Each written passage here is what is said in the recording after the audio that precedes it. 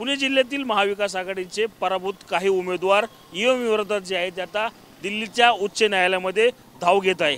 नक्की कशा संदर्भात ही धाव घेत आहे याच संदर्भात बोलण्यासाठी आपल्या सोबत महाविकास आघाडीचे उमेदवार प्रशांत जगताप आहेत। सर, काय सांगाल, नक्की काय तुम्हाला वेगळं पण वाटतंय की तुम्ही उच्च न्यायालयापर्यंत धाव घेण्यापर्यंतची ही वेळ आली? आम्ही मागच्या 20 दिवसामध्ये जे काही प्रकार पाहिलेले आहेत ते निश्चित धक्कादायक आहे। आम्ही लोकसभेचा निकाल हा पाहिला, लोकसभेच्या निकालानंतर पुण्यातली महाराष्ट्रातल्या जनतेची एकूणच जी काय मानसिकता आहे ती पाहिली। असं असताना आमचा स्वतःच्या मतदारसंघाचा अभ्यास आहे। या परिस्थितीमध्ये ज्या पद्धतीने निकाल समोर आले ते धक्कादायक आणि खोटारडे आहेत असं आमचं स्पष्ट नका विषय आहे। ईव्हीएम मशीन टॅम्परिंग होऊ शकते, व्हीव्हीपॅट मशीनमध्ये टॅम्परिंग झालेली आहे, याचे सबळ पुरावे घेऊन आम्ही चालवले। त्याच्याचबरोबर मतदारांमध्ये जो घोळ घालण्यात आलेला आहे प्रॉपर वर्कआउट करण्यात आलं की या नका सेक्टरमधला मतदार हा महाविकास आघाडीला मतदान करेल। माझ्या स्वतःच्या मतदारसंघात हडपसरमधून 44,000 नावं ही 3 दिवसापूर्वी शिफ्ट करण्यात आली शिरूर विधानसभेमध्ये, जेणेकरून इथली नका मंडळी प्रशांत जगतापला मतदान करणार आहे, महाविकास आघाडीला करणार आहे आणि ती तिकडे नका शिरूरला जाऊ शकणार नाही।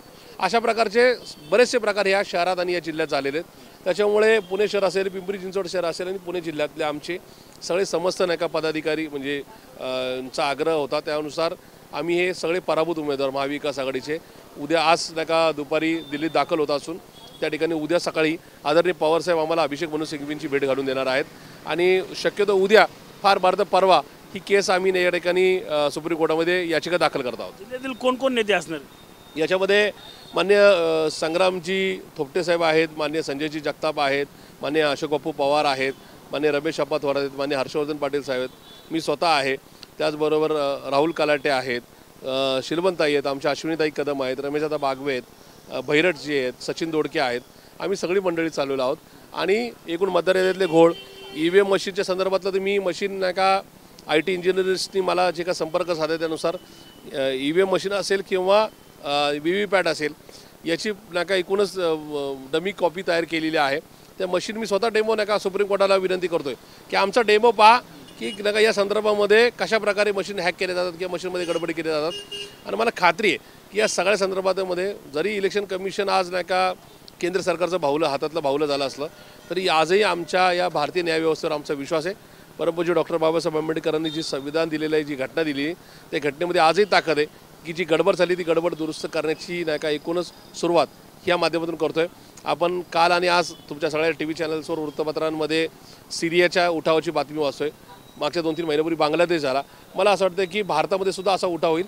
यांच्यात जर नाही का हिंमत असेल तर ह्यांनी आजही बॅलेट पेपरवर मतदान घेऊन दाखवावं। मला खात्री आहे की पुण्यातली आमच्या हडपसरमधली महाराष्ट्रातली मानसिकता ही या सरकारच्या विरोधामध्ये नक्की होती आहे आणि उद्या सुद्धा राहील। काही दिवसापूर्वी तुम्ही काही ठराविक रक्कम भरून मशीन तपासणीसाठी अर्ज केला होता, मात्र त्याचं काय स्टेटस आहे आता? त्याला वेळ का लागतो एवढा? कायद्याने फक्त 5% मशीन मोजण्याचाच अधिकार दिलेला आहे। माझ्या मतदारसंघात 532 मशीन येतात, त्याच्यापैकी 27 मशीन मोजण्याचाच मला अधिकार होता। त्या एक मशीनला 47,000 रुपये लागतात। माझे 12,74,000 इलेक्शन कमिशननी जमा करून घेतले। ओरिजिनल SOP जी सुप्रीम कोर्टाची काय आहे की ज्या व्हीव्हीपॅटमध्ये आणि ईव्हीएम मशीनमध्ये माझं मतदान हे नोंदलेले त्याच मशीन मोजण्यात याव्यात, त्याच्यामध्ये दोन्हीमध्ये काही गडबड आहे का? आता मात्र आम्हाला SOP अशी सांगण्यात येते जी निवडणूक आयोगाने केंद्र सरकारच्या हस्तक्षेपामुळे बदलली आहे की आमच्याच मशीन त्या 27 मशीन ते मॉकपोल करणार, म्हणजे झिरो करणार, इरेज करणार, झिरो करून त्या मोजणार नका। या ठिकाणी झिरो मशीन मॉकपोल नका बघण्याला आम्ही ते पैसे भरलेले आहेत। जी ओरिजिनल सुप्रीम कोर्टाची SOP आहे तीच लागू करावी ही मागणी आमच्या उद्याच्या याचिकेमध्ये असणार आहे। नक्कीच आपण पाहिलं तर पुणे जिल्ह्यातील अनेक महाविकास आघाडीचे पराभूत उमेदवार जे आहेत ते उद्या दिल्लीमध्ये याचिका जी आहे ती दाखल करणार आहेत। त्यांना मार्गदर्शन जे आहे ते ॲडव्होकेट मनु सिंघवी असतील किंवा शरद पवार यांचं या ठिकाणी लाभणार आहे। Cameraman Sushant Sameer, Ranjit Jadhav, TV9 Marathi, Pune.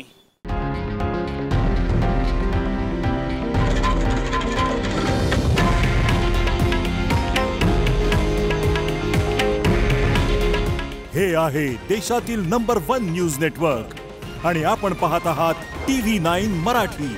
काळजी तुमची, हित महाराष्ट्राचं।